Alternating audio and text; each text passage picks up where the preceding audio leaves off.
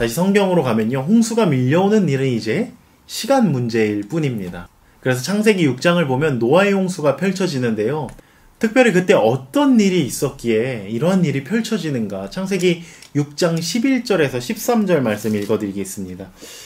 그때 온 땅이 하나님 앞에 부패하여 포악함이 땅에 가득한지라.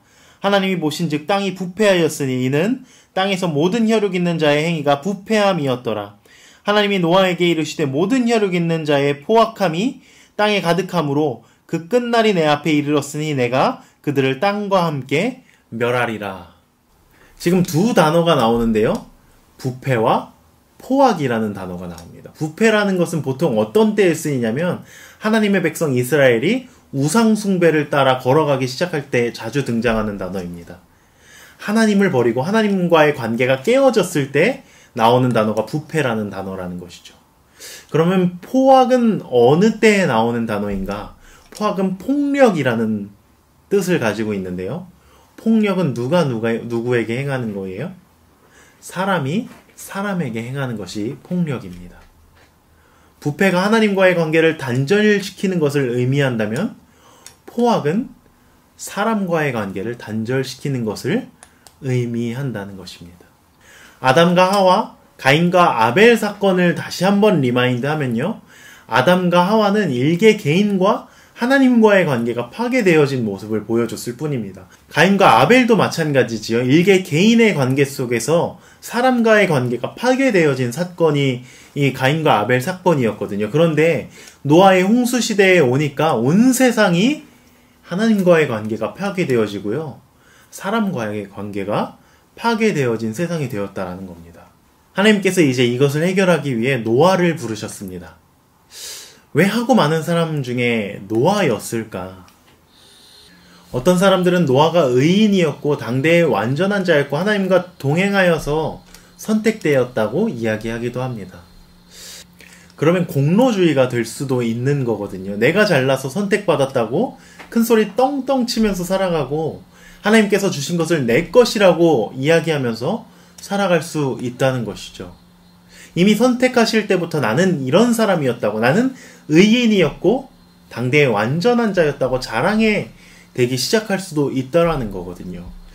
하나님의 백성에게 있어서 절대 안 되는 일이기도 하지요. 우리는 항상 무엇이 앞서야 합니까? 은혜가 앞서야 합니다.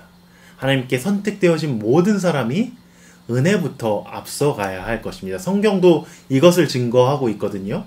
6장 8절에서 9절 말씀입니다.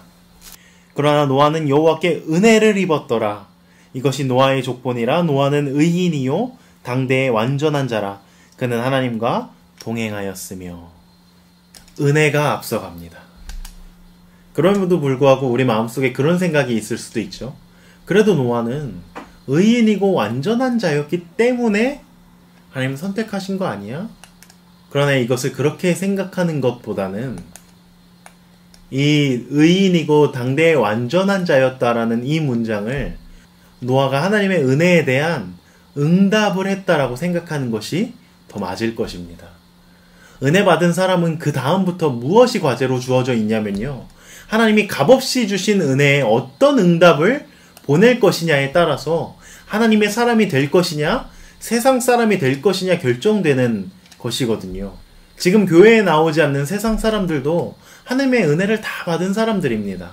십자가의 은혜는 세계 60억 인구 전체에게 미치고 있기 때문이죠. 하지만 그것을 누가 인정하고 예수 그리스도의 이름으로 무릎을 꿇을 것이냐가 주어져 있는 응답의 길인데, 우리는 그 주님 앞에 감사함으로 무릎 꿇고 있는 것이고요, 세상 사람들은 그것을 인정조차 하지 않으려는 것입니다. 그럼 결국 누구를 통해서 하나님께서 새 역사를 써내려가실 것인가? 은혜를 받고 바르게 응답하는 사람들과 하나님은 새 역사를 써내려가실 것입니다. 노아가 왜 선택되어졌는가? 하나님께서 베풀어 주신 그 은혜에 바르게 응답하는 길을 통해서 새 역사를 써내려갈 수 있었다는 것입니다. 그럼 이제 노아에게 해야 할 일이 주어지는 것이죠. 6장 14절에 기록되어져 있습니다. 너는 고페로 나무로 너를 위하여 방주를 만들되 그 안에 칸들을 막고 역청을 그 안팎에 칠하라. 고페르 나무로 방주를 만들고 역청을 안팎에 칠하라고 하십니다. 특별하게도 이 고페르라는 나무는요, 히브리어 성경 속에서 단 한 번 여기에밖에 등장하지 않는 단어입니다.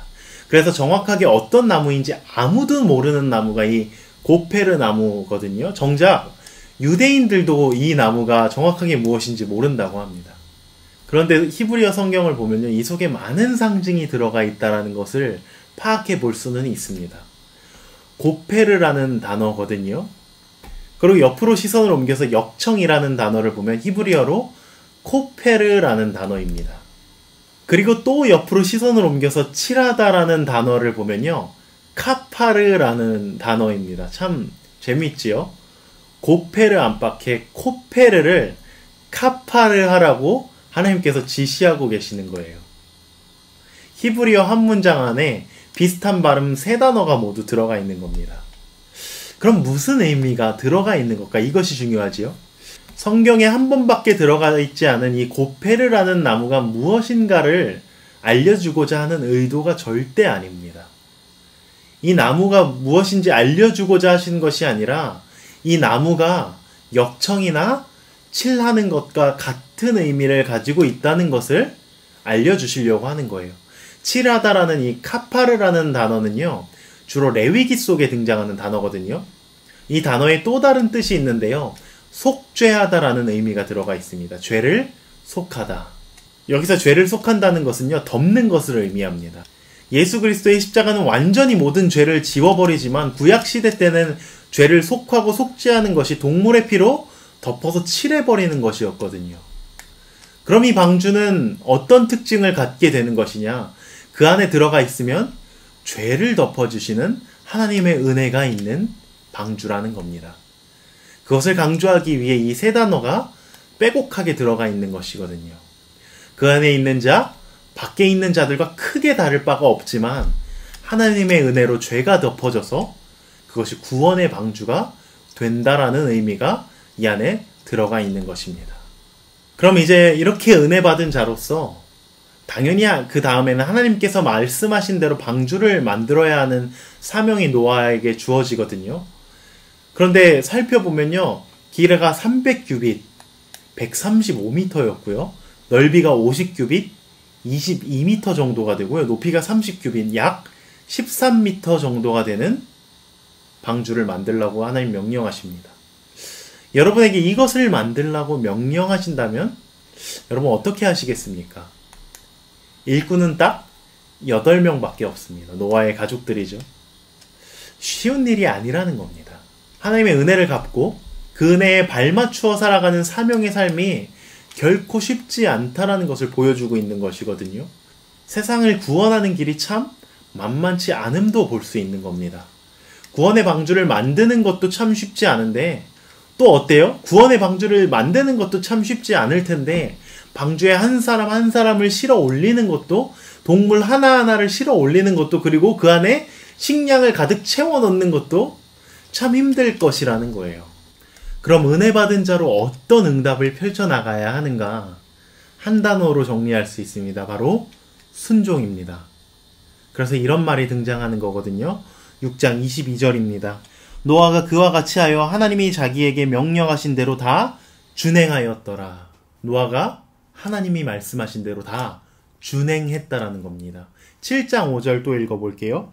노아가 여호와께서 자기에게 명하신 대로 다 준행하였더라. 아멘. 우리 평생의 삶에서 이렇게만 울려 퍼진다면 아마 하나님의 나라가 이루어질 겁니다.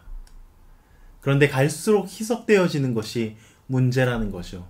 그것을 주의하는 것이 우리 삶에서 굉장히 필수적인 요소라는 건데요. 그럼 이제 노아의 이야기 속에서 도대체 실패가 무엇이었는지 살펴보아야겠죠.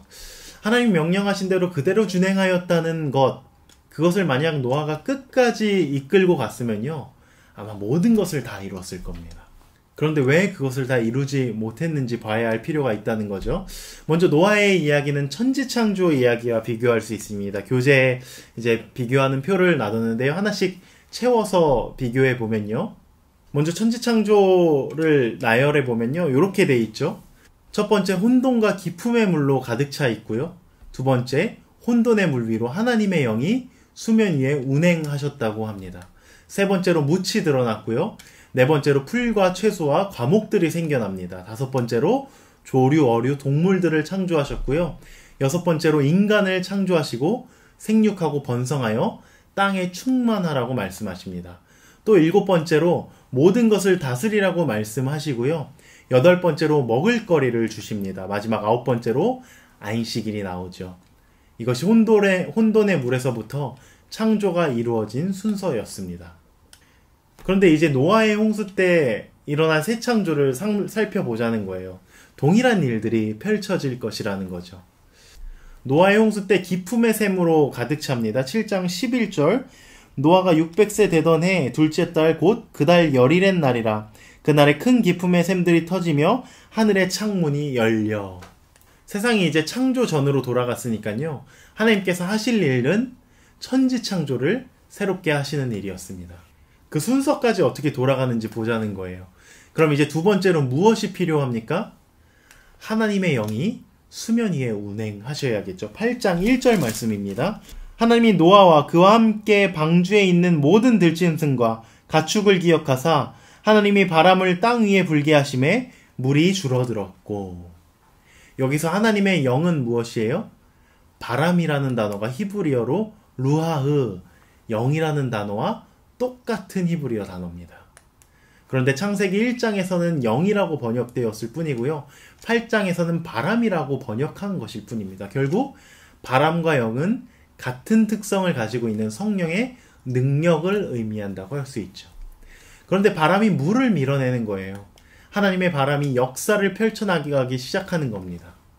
그럼 이제 무슨 일이 그 다음에 펼쳐질 것인가? 8장 4절과 5절 읽어보겠습니다.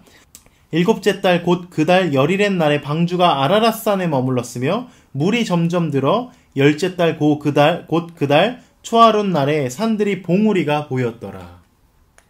땅이 점점 드러나기 시작하죠. 그럼 그 다음 순서는 무엇인가? 8장 11절 읽겠습니다. 저녁 때에 비둘기가 그에게로 돌아왔는데 그 잎에 감람나무 새 잎사귀가 있는지라. 이에 노아가 땅에 물이 줄어든 줄을 알았으며. 노아가 비둘기를 내보냈더니 무엇을 물고 들어왔는지 우리가 기억해야 합니다. 감람나무 새 잎사귀를 물고 들어왔다고 기록하고 있는데요. 왜 새 잎사귀일까요? 창조가 일어나고 있다는 겁니다. 옛날에 과거에 열려서 썩어진 것들을 물고 들어온 것이 아니라요. 하나님의 새 창조의 역사로 새로운 것들이 만들어져서 노아에게 주어지고 있다는 것입니다. 성경의 한 글자 한 글자도 놓칠 수 없다는 것이 어쩌면 이런 것들을 두고 말하고 있는지도 모릅니다. 다섯 번째, 새와 가축과 땅에 기는 모든 것을 방주에서 이끌어내라고 하십니다. 이것만 봐도 천지창조 역사의 순서를 그대로 따라가고 있는 중입니다. 새 창조가요, 노아의 삶 속에서 펼쳐지고 있다는 것입니다. 그 다음 여섯 번째는 당연히 사람이 나오겠죠. 9장 1절에 나오는데요. 이렇게 기록되어져 있습니다. 하나님이 노아와 그 아들들에게 복을 주시며 그들에게 이르시되 생육하고 번성하여 땅에 충만하라. 창세기 1장에 주어지는 명령과 하등 다를 것이 없는 것입니다. 이것에서 볼 수 있는 것이 있습니다. 우리가 이루어가야 할 소명은 늘 동일하다는 것을 의미합니다. 그 다음 일곱 번째, 소명이 주어질 것입니다. 9장 2절 말씀인데요. 땅의 모든 짐승과 공중의 모든 새와 땅에 기는 모든 것과 바다의 모든 물고기가 너희를 두려워하며 너희를 무서워하리니 이것들은 너희의 손에 붙였음이니라. 아멘. 그런데 조금 다른 것이 있습니다. 1장에서는 다스리라고 이야기하셨지 누가 누굴 억압한다는 이야기가 들어가 있지는 않습니다. 그런데 인간에게 죄가 들어가고부터는 자꾸 지배하는 것이 다스리는 것인 줄 알고 착각하기 시작하고 호령하고 싶어지고 사람을 내 마음대로 좌지우지하고 싶어진다는 것이죠. 다스림이 억압과 지배의 논리가 되어질 수 있다라는 것입니다. 죄 때문에 서로 두려워하는 중입니다. 이 거친 환경 속에서 하나님의 올바른 다스림을 펼쳐가야 하는 것이 우리에게 주어진 소명이기 때문에 훨씬 더 이 상황들이 어려워졌다라는 것을 이 본문이 이야기하고 있는 중이거든요. 그 다음 8번째로 먹을거리가 주어져야 하겠죠. 9장 3절 말씀입니다. 모든 산 동물은 너희의 먹을 것이 될지라 채소같이 내가 이것을 다 너희에게 주노라. 또 그 다음 무엇이 이루어지겠습니까? 안식일을 지킨다는 것이 들어갈 거예요. 그런데 이것이 무엇으로 바뀌어졌는지 보아야 합니다. 9장 8절에서 17절 말씀인데요. 기니까 다 읽진 않겠습니다. 어떤 단어가 가장 많이 나오는지 찾아야 하는데요. 답을 알려드립니다. 언약이라는 단어가 굉장히 많이 나오고 있습니다. 그런데 이 언약이라는 단어가 몇 번 나와야 천지창조의 이념을 보여주는 것일까요? 이 언약이라는 단어가 7번 등장합니다. 완전수로 등장하는 것입니다. 7째 되는 날을 안식일로 구별하여 지키라고 하셨을 때 이제 안식일을 지키라는 것이 이 언약이라는 구체적인 것으로 변형되어서 여기 주어져 있다라는 거거든요. 단어가 7번 등장하면서요, 이제 하나님과의 완전한 관계를 지켜나갈 것을 노아에게 명령하고 계신다는 것입니다. 이 언약의 내용들, 즉 내가 너희에게 주는 이 명령을 지키는 그 순간에 무엇도 지키는 것이냐면 안식일도 구별하여 거룩하게 지키는 것이 되고 이 언약을 지키는 것이 하나님의 뜻을 이루어가는 예배의 삶이 이루어질 것이라는 것. 그럼 여기에 따라서 언약을 지키는 삶만 이루어 나간다면요. 아담과 하와, 가인과 아벨이 펼쳐놓은 잘못된 역사가 이제는 올바르게 펼쳐나갈 수도 있을 것이라는 기대를 가질 수 있습니다. 그런데 이 노아의 이야기에서 그 다음 펼쳐지는 사건이 무엇입니까? 노아가 술 취하는 이야기가 나옵니다. 이 부분을 한번 살펴봐야 하는데요. 예배하는 삶이 그 다음에 쭉쭉쭉 이어져야 되는 거거든요, 원래는. 그런데 그 다음에 펼쳐지는 사건의 전황이 이런 일들이라는 거예요. 9장 18절에서 20절 말씀입니다. 방주에서 나온 노아의 아들들은 셈과 함과 야벳이며 함은 가나안의 아버지라.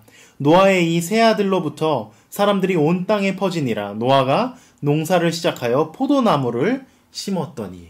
이 사건이 돌아가고 있습니다. 또 읽어봅니다. 28절에서 29절 말씀입니다. 홍수 후에 노아가 350년을 살았고 그의 나이가 950세가 되어 죽었더라.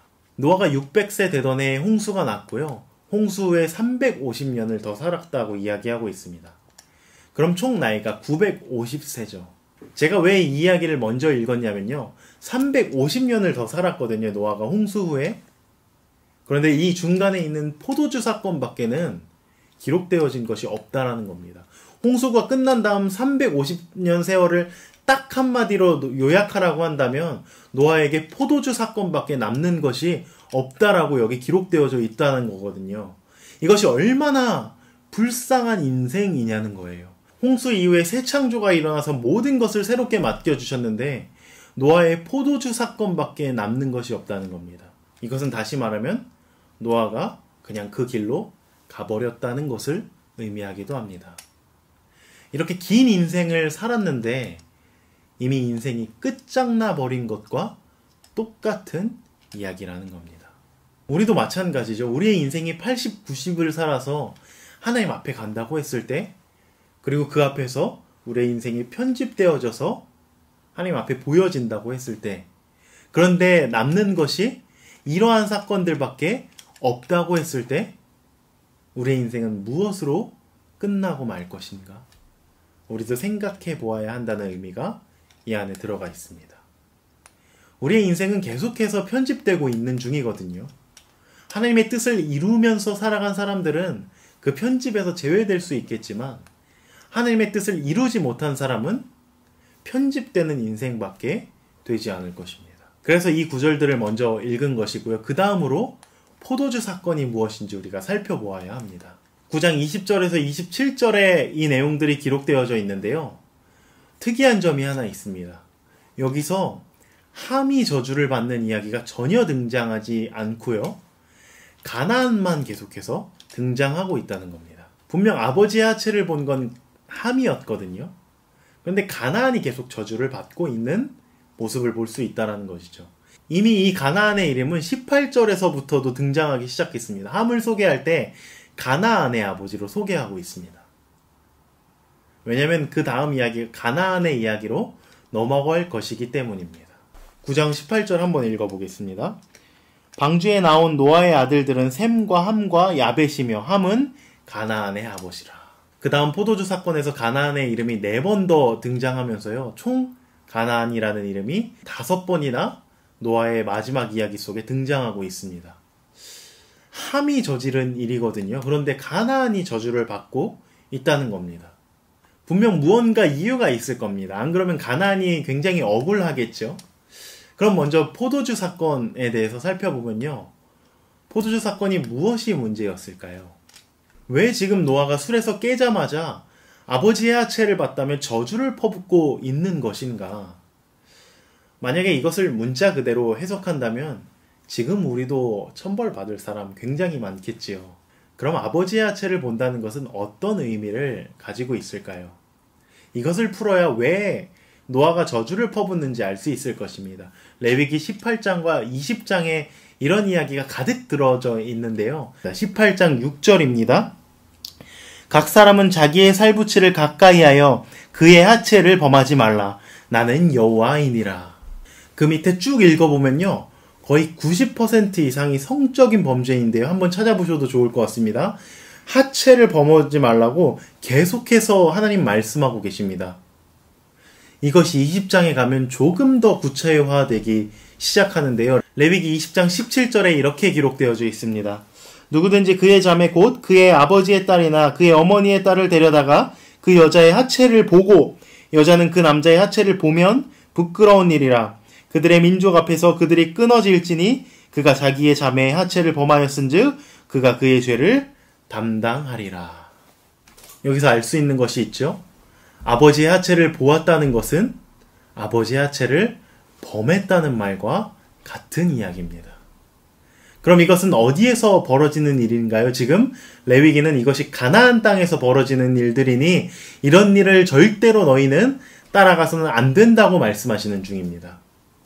그런데 지금 노아의 삶 속을 보니까 가나안 땅에서나 벌어질 일들이 이미 노아와 함의 삶 속에서 벌어지고 있다는 것을 발견하게 되는 것이죠. 노아가 술 취해서 쓰러졌습니다. 이것은 이미 방탕한 삶 속으로 들어갔다는 것이고요. 함과 같이 뒤얽혀져서 가나안 땅에서나 벌어질 법한 일들이 그의 이야기 속에 벌어지고 있다는 것이거든요.